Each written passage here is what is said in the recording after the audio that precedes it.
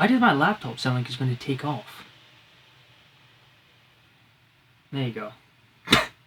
New month, new books. Let's talk about the releases coming out in the month of February. As always, this isn't a 100% comprehensive list, so if there's books coming out in the month of February that you're very excited for, please leave them in the comments. And tell me which book you're most excited for that is on this list. Enough introductions. Book number 1. Coming out on February 1st, so tomorrow when this video comes out, is The 11th Cycle. It has been 1,000 years since the last seed abandoned their duty.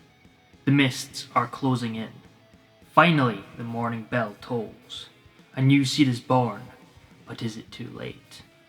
This is a grimdark book inspired by From Software's Dark Souls and Elden Ring. This is one of my most anticipated reads of the year. I think it'll be really interesting to see how the author turns that Dark Souls influence into a book format. The thing about the Dark Souls game is the lore is really fleshed out, but you have to piece it together yourself through clues that you find along the journey of playing the game. So it'll be interesting to see how he puts that into a novel format. Plus, that cover. I'm a sucker for a good cover. We've been over this, you know this. Okay, book number 2. Book number 2, also coming out on February 1st, is A Contract in Soul Forn.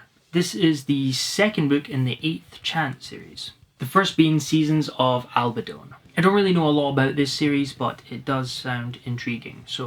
But because it's a sequel, I will go over the synopsis for book 1. 4 seasons, 4 stories. An aspiring enchantress searches for a way to lift a terrible curse. A drunken father makes a dangerous wish. A foreman tilts the balance between nature and progress. A mother travels with her dying child in search for a healer. 4 paths merge, 4 destinies entwine. Sounds very interesting. It sounds a lot like Octopath Traveler, if you've played that. It is following 8 different characters, completely different stories, but they all kind of come together in the end. Also sounds a bit like Ill-Born, so might have to check that one out. Coming on February 4th, we have The Faded Dragon. I was lucky enough to get an early copy. I've not read it yet, so I can't say anything about the quality of it, but dragon. And look at the cover. Peace is a frail thing, but the truth is even frailer. Epic fantasy with a twist of mystery. The old war between the dragons and elves has long been over, and Dirium has entered a new age. The humans have taken hold, and the last fragment of the days gone by, known as the Takahern, have been made slaves. Galia, the Takahern's rightful leader, is given a chance to save her people. Borhim, a man with a confusing past, must choose between his new life and the one left behind. Tyranny, the soon-to-be king, seeks to find his father's murderer. All the while, the Eternal moves them together to discover the reality of their world and the one who's been pulling all the strings. I'm a sucker for a book with dragons, and this sounds like it has a lot of mystery aspects, which I think will be really interesting. Coming on February 7th, we have 7 Faceless Saints. I also talked about this book on my most anticipated reads of the year, not because I know anything about it really, and I still don't know that much about it, but the vibes sound really good. Discover what's lurking in the shadows in this dark fantasy debut, with a murder mystery twist perfect for fans of Leia Bardugo and Kerry Maniscalco. In the city of Ambrasia, saints and their disciples rule with a terrifying and unjust power, playing favourites while the unfavoured struggle to survive. Now a murderer stalks Ambrasia's citizens. As the body count climbs, the Palazzo is all too happy to look the other way. That is, until a disciple becomes the newest victim. With every lead turning into a dead end, Damien and Roz must team up to find the killer, even if it means digging up buried emotions. As they dive into the underbelly of Ambrasia, the pair will discover something more sinister and far less holy. With the darkness closing in and time running out, will they be able to save the city from an evil so powerful that it threatens to destroy everything in its past? Releasing February 14th, we have the much anticipated sequel to The Justice of Kings, The Tyranny of Faith by Richard Swan. From a major new debut author in the epic fantasy comes the second book in a trilogy where action, intrigue, and magic collide. Sir Conrad von Volt is the Emperor's Justice, a detective, judge, and executioner all in one, but these are dangerous times to be a justice. A justice's work is never done. I've heard nothing but praise for the Justice of Kings. It's not one I've got to yet, but I'm hopefully going to read it very soon. I've not read it yet, but I'm very excited to get to it and its sequel. Editing Andrew cutting in to say that on February 16th, we also have The Shadow Casket, which is the sequel to The Amber Blade, which is one of my favourite books of all time. I have no idea how I missed this while filming, but it's coming out February 16th. Coming on February 20th, we have The Stone of Iron and Omen. This is book 3 in the Rune War saga. This is one I don't know a lot about, but it is the same author who did The Last Ranger, which came out recently and got really good reviews, so might be a series to check out. The first being The Throne of Ice and Ash.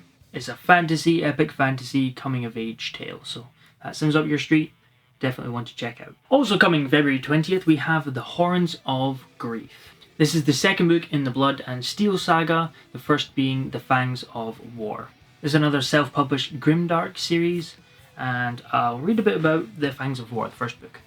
After the brutal execution of the Provence's king by the roving forces of Taraz, a new military government vaults into power, with the nefarious Alvarez at the helm. Hell-bent on bloodshed and the glory of an imperial past, he amasses the largest army seen in a generation, and plunges the two nations into a bloody war, against the will of a godlike being known as the All-Mother. So if you're looking for some more grim-dark fantasy, be sure to check that out. Coming February 21st is a book that I hadn't heard of until I was compiling this list, The Magician's Daughter. It is 1912, and for the last 70 years, magic has all but disappeared from the world. Yet magic is all Biddy has ever known. I don't normally read this type of historical fantasy book, but this one really grabbed my attention. Sounds really good. Coming February 28th, we have A Day of Fallen Night by Samantha Shannon. The stunning standalone prequel to the New York Times best-selling The Priory of the Orange Tree. Intricate and epic, Samantha Shannon sweeps readers back into the world of A Priory of the Orange Tree, showing us a course of events that shaped it for future generations to come. Don't think I need to say much about this one. If you've read The Priory of the Orange Tree, then you're probably excited about this one. I will be reading this one eventually. I don't think I'll get to it in February, but I still need to read The Priory of the Orange Tree. I don't know which one I need to read first though. I think I should read Priory of the Orange Tree first, because it takes priority. Also coming February 28th, we have The Adventures of Amina al-Safari, which vies for one of my favourite covers of this year so far. I mean, look at that. That's absolutely stunning. And it's the US edition, so I'm going to have to hunt down the US edition. Shannon Chakraborty, the best-selling author of The City of Brass, spins a new trilogy of magic and mayhem on the high seas in this tale of pirates and sorcerers, forbidden artifacts and ancient mysteries, in one woman's determined quest to seize the final chance at glory and write her own legend. There are not enough seafaring adventures in fantasy, so this one is high on my list to read. I really want to read this. I'd love to compile a list of seafaring fantasy adventures, because there aren't that many, and I feel like there should be more. But that's definitely one I will be picking up. Maybe not on release day, or if I do pick up on release day, I probably won't read it on release day, but soon. And that is it for all the releases I found coming out in the month of February that piqued my interest. If I missed any, feel free to leave them in the comments below and let me know which one of these piqued your fancy and what you're planning on reading in the month of February. I am going to be reading Jade War, which is not on this list, but that's what I'm going to be reading. So thank you for watching, and goodbye.